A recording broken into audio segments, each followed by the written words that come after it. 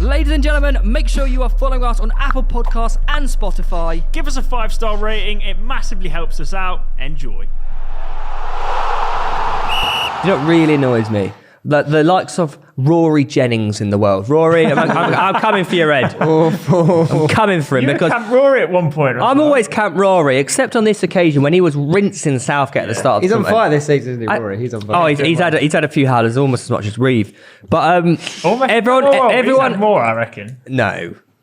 You both said about Haaland, so that equals each other. Oh, you say about Haaland as well? Yeah, but that means he's ahead now. If he wants Southgate sacked. If you say Haaland, just equally as just idiot. Equally as just idiot. Yeah. Okay, fair enough. But there's a lot of people were going on Southgate, before the tournament. And I said, no, he's got us to a Euros final, a World Cup semi-final. He actually does know what he's doing in tournament football. Yeah. Everyone's like, oh, the Nations League this, the Nations League that. It means nothing.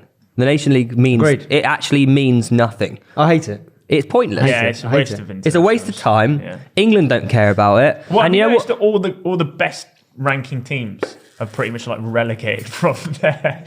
You know, I think everyone's had the same thing. First 30 minutes, 40 minutes, you start to get a little bit, Get a bit shaky, boring, get a bit and nervous. then all of a sudden we look unbelievable. Yeah. But is that the master plan of Mr. Southgate? Maybe it is. I think it's get us solid. Yeah. And then bang. Have you seen the timeline of the man behind the scenes in the FA? No. I was informed about this by L on stream. Is this the interview in 2010 or whenever it was when they basically mapped out England's plan for success? Oh, really? To winning the World Cup. For the men's. This is for the men's Yeah. team we're talking about. Yeah. So anyway, the whole point was this plan was mapped out, and they needed to get to X part in an international tournament, and followed by X in the next international tournament. And he says 2014 we need to get to the semi-finals of the World Cup. 2018 we get to the semi-finals of the World Cup. The following Euros we need to be at least in the final. And then that would give us a great chance in the next international tournament to win that tournament, which is indeed the World Cup this year. He also said... And he's nailed on to get it, right? He also said for the under-19s or under-21s team to win the World Cup as well, which they did do. And then to transition those players into the first team. The other one I did see that's quite interesting, although there is a flaw in it, to be honest. I saw someone do this on TikTok, is you look at the last few winners of the World Cup, other than the recent Euros, I think, where Guardiola was manager of Barcelona, Spain won. And Spain had predominantly teams from Barcelona. Doing here. Then Germany won with players predominantly from Bayern Munich. And now Man City are the most predominantly named players in the squad for England. There's a gap there, but it's a nice narrative. Yeah. I'm all for it. And most importantly, we've got an in-form, confident Harry Maguire and Marcus Rashford. When I tell you Marcus Rashford is a different player, he's a man possessed. I'm always Camp Rashford. I'll be honest, I gave him a lot of stick. And you know what? He deserved it. He did deserve it. He did. He was, yeah. Terrible. What do you think of the whole... So, we need to play Phil Foden. We need to play Bellingham. We need to play all these characters.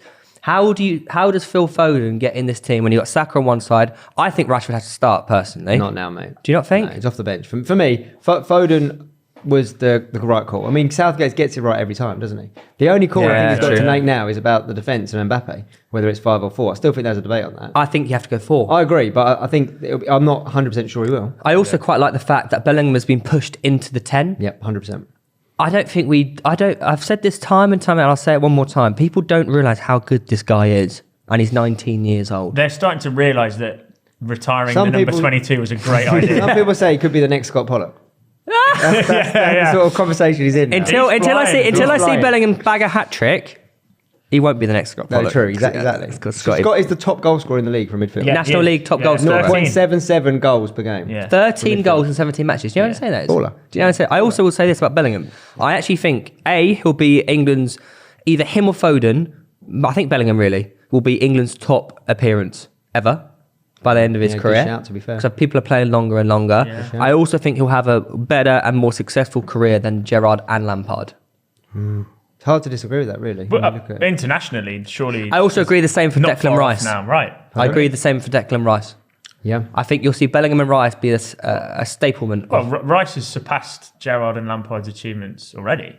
He's been in a Euro, internationally. Got further. He's been in a Euros. Played in bigger England final. games, doesn't he? Yeah. Yeah, I guess, and I'm talking about as an overarching career. Yeah. And how old is Rice still? Like 23? Do you know how young this England side is? Crazy. Isn't it? The defence is mature, and I think that's what's helping. It's a mature defence. Kyle Walker's playing quality. The other thing is the goalkeepers in waiting are all very young as well, like the Popes and the Ramsdales of the world. Do you think Ramsdale's going to end up after this tournament? He'll be England's number one. I understand why Gareth picked Pickford, and if I was Gareth, I would have picked Pickford. I agree. But if you took over the England team on like Football Manager, I'd have played Ramsdale because I just think he's got that eye of the tiger. Shazam. That they've all got a mare in them. Pickford obviously comes alive for England, but yeah, I think Ramsdale's the one for me. Pope, I thought would have been it, but I can't get past that howler he had in the game before the World Cup. Like Phil just makes me think about Rob Green and David James, gives me those sort of vibes. Yeah. He's giving me the ick. Pope's giving me the ick. I think Ramsdale will be England's number one. You think so, long term, especially if he keeps playing for an Arsenal side this in form. How can he not play the best goalie at the best club in the league? Makes sense, right? Yeah, I know.